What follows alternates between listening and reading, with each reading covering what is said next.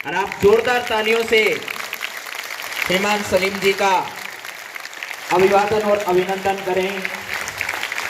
आपको हमेशा प्रोत्साहित करने वाले, हमेशा अपनी ओजस्वी वाणी से आप सबको अनुग्रहित करने वाले श्रीमान, हाँ, गाने के लिए भी कह रहे हैं सलीम जी की, ये गाना भी मैं जरूर सुनाऊंगा। तो सलीम जी सर के लिए जोरदार ताली एक बार फिर बजाएं आप सब लोग। बहुत बहुत धन्यवाद ईश्वर जी। सर्वप्रथम माँ सरस्वती को नमन करते हुए तत्पश्चात संस्था निर्देशक महोदय और समस्त शिक्षक बंधु और प्यारे बच्चों, जैसा कि आप सभी को विदित है कि आज इस भयंकर सर्दी में भी हम एक जगह क्यों इकट्ठा हुए हैं। हमारा कोई उद्देश्य नहीं है कि भी सर्दी में हम आपको बीमार करें या आपको ठंड लगे, ऐसा उद्देश्य हमारा नहीं है।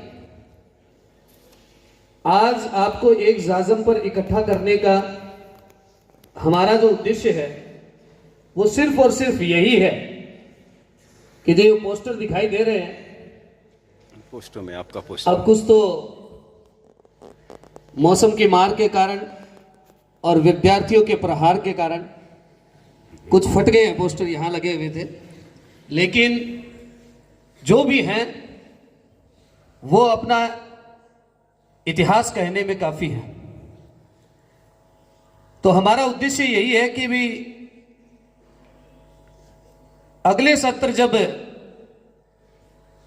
इन दीवारों को और इस विद्यालय के नजारों को आप देखें, आपकी फोटो, तो वहां फोटो जो है वो आप सबकी लगनी चाहिए। ये हमारा उद्देश्य है। जब आप कक्षा 11 के अंदर थे और 12वीं के और 10वीं के विद्यार्थी, उनके लिए यहां इसी प्रकार से जो प्रेरित करने का, उत्साहवर्धन का जो कार्यक्रम रखा गया, उसमें आपकी भी अधिकतर विद्यार्थियों की उपस्थिति थी उसके अंदर।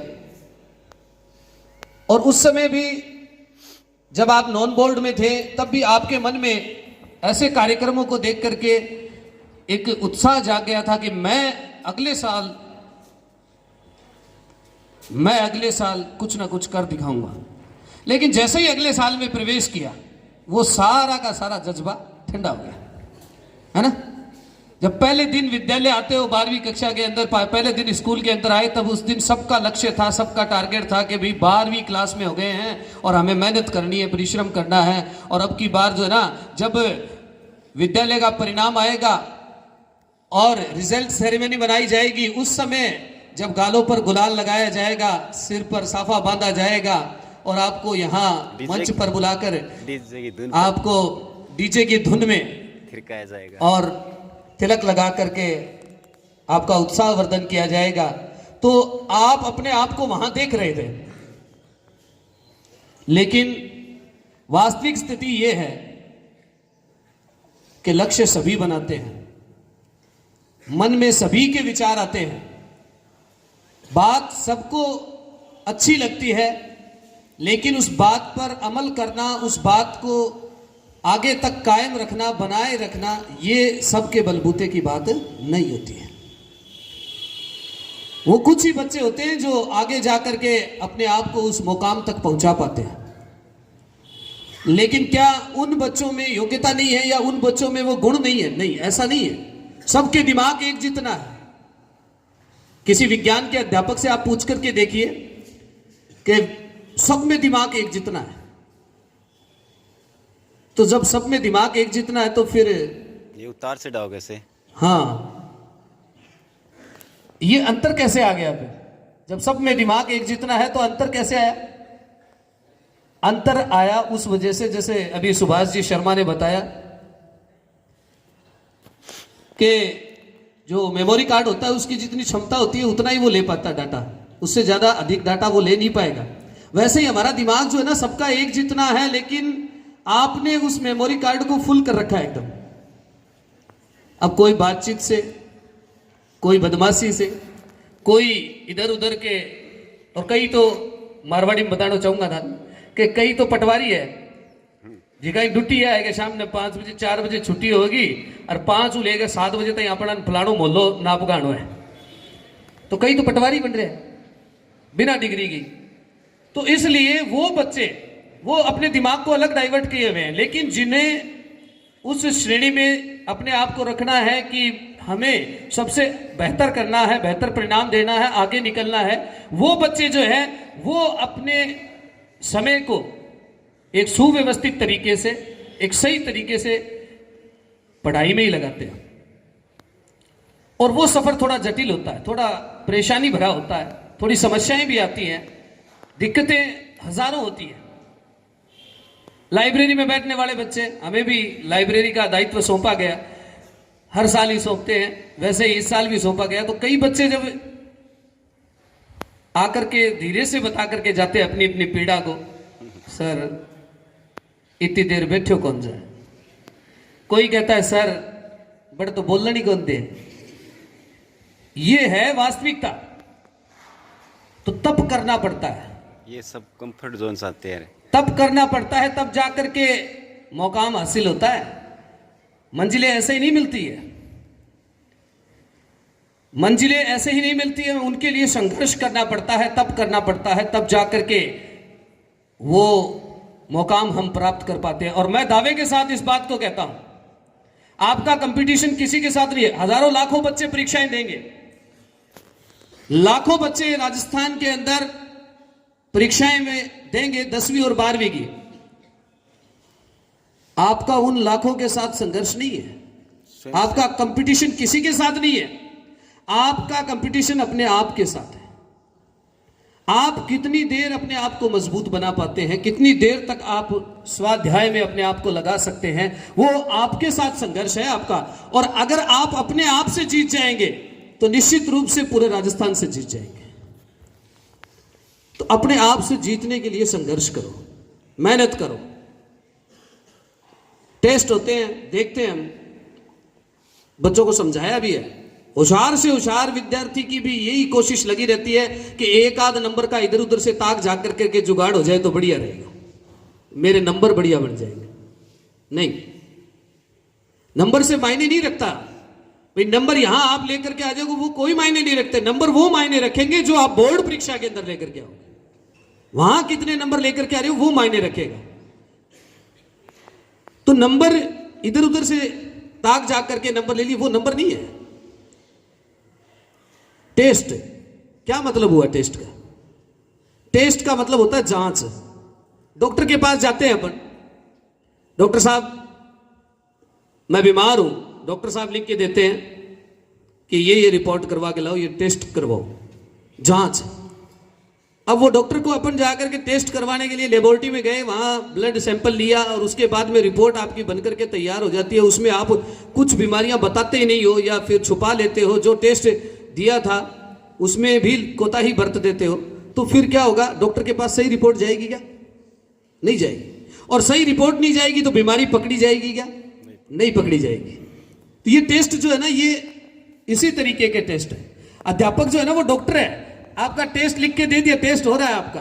अब आप उसमें सही रिपोर्ट, सही जानकारी नहीं देंगे और अध्यापक उसे जांच करेगा तो उसमें वो कमियां निकाल करके नहीं देगा, और कमियां निकाल भी देगा तो जो चीजें कमियां थी वो वास्तविक जांच में नहीं आ पाएंगी, शामिल नहीं होगी। तो फिर क्या होगा? रिपोर्ट कार्ड गलत तैयार होगा, और रिपोर्ट कार्ड गलत तैयार होगा तो बीमारी पकड़ी जाएगी या नहीं पकड़ी जाएगी? नहीं पकड़ी जाएगी। और बीमारी पकड़ी नहीं जाएगी तो फिर डॉक्टर उसके लिए सही उपचार, ट्रीटमेंट सही नहीं दे पाएगा। तो अध्यापक भी सही दिशा नहीं दे पाएगा आपको। उसके भ्रम रहेगा कि फला बच्चा टॉप बच्चा, उसको क्या पता कि ये टॉप बच्चा कैसे टॉप बच्चा है, इसमें बचा क्या है। वो सही रिपोर्ट नहीं आ पाएगी। सही रिपोर्ट तब आएगी जब आप ईमानदारी से अपना कार्य करेंगे। एक और बात बता देता हूं, मैं कोई उदाहरण, कोई कहानी नहीं बताऊंगा आपको। मैं क्लास की बातें बताता हूं आपको कि बच्चे क्या करते हैं। कई बच्चे लाइब्रेरी के अंदर जिनका सिलेक्शन हुआ, चाम दाम दंड भेद जो भी नीति रही होगी उनकी, उससे हो गया। लेकिन उसके बाद में कई बच्चे रह गए जिनका लाइब्रेरी में सिलेक्शन नहीं हुआ। अब वो हताश हो जाते हैं, उदास हो जाते हैं, मेरा सिलेक्शन नहीं हुआ। तो मैं आपको बता दूं कि जरूरी नहीं है कि लाइब्रेरी वाले टॉप करेंगे। ये हर साल ऐसा होता है विद्यालय के अंदर कि जो क्लासरूम में बैठे होते हैं वो उसी श्रेणी में खड़े हो जाते हैं जो लाइब्रेरी वाले हैं। तो आप किसी से कम नहीं हो।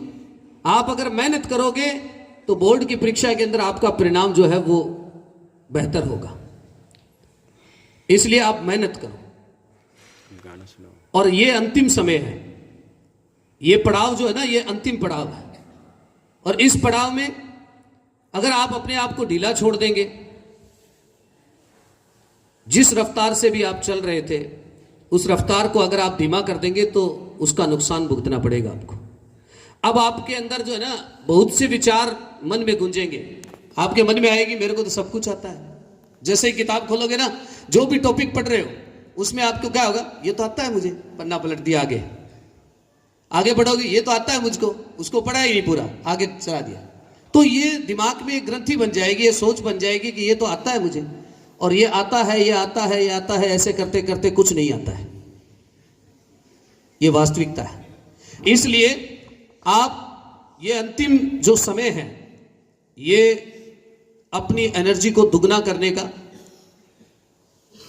समय है। एक दौड़ प्रतियोगिता होती है ना, दौड़ प्रतियोगिता में कोई अगर कछुए की रफ्तार से भी धीरे धीरे चल रहा है तो निश्चित रूप से हो सकता है कि वो दौड़ को पार कर जाएगा, निर्धारित समय में दौड़ पूरी कर देगा वो। तो वो आपकी स्थिति अब है। आप जिस रफ्तार से भी चल रहे हो उस स्थिति में आप अपनी दौड़ को पूरा कर दोगे, आप उत्तीर्ण हो जाओगे, आप पास हो जाओगे।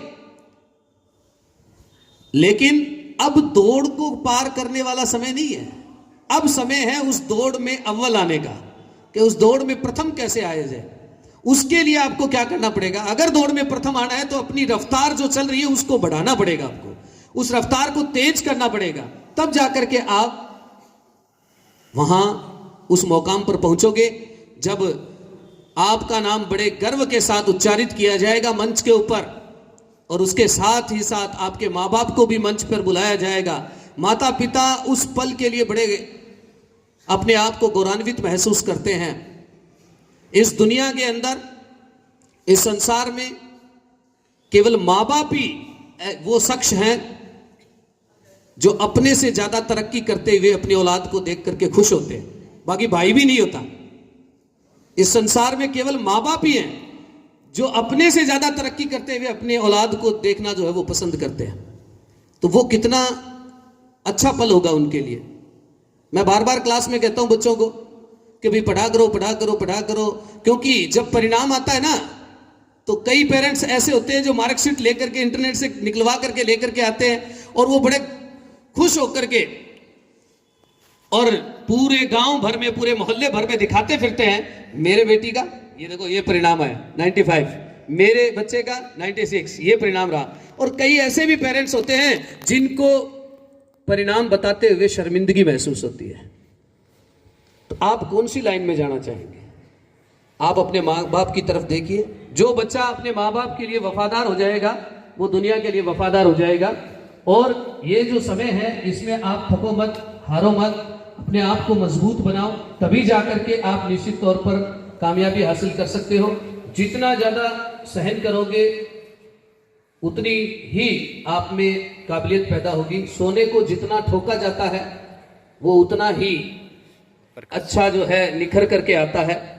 इसलिए आपको ये हो सकता है 6-6 घंटे बैठे रहना तकलीफ देता होगा, लेकिन ये तकलीफ जो है वो आपको आगे जो है भविष्य में, निकट भविष्य में आपके लिए वो एक बड़ी प्रसन्नता का माध्यम बनेगी ये तकलीफ। एक सूर्यवंशम फिल्म है अमिताभ बच्चन की। उस फिल्म में अमिताभ बच्चन कहता है कि एक खेत अगर हल जोतने से अगर खेत तकलीफ पाता है तो वो खेत कभी भी अच्छी फसल पैदा नहीं कर सकता। एक पत्थर अगर छेनी और हथौड़े की मार को सहन नहीं कर पाता है तो वो अच्छी मूर्त नहीं बन सकता। इसलिए ये तकलीफें, ये सर्दी गर्मी और ये तप करना, ये जो है ना, ये छेनी हथौड़े उसी की तरह है। तो आपको ये सारी तकलीफें सहन करनी होगी, तब जाकर के आप एक अच्छा परिणाम दे पाओगे। अब थक कर बैठने वाला समय नहीं है, अब तो वो समय है कि आपको ज़्यादा से ज़्यादा अपने गति को बढ़ाना होगा और अच्छी मेहनत करनी होगी।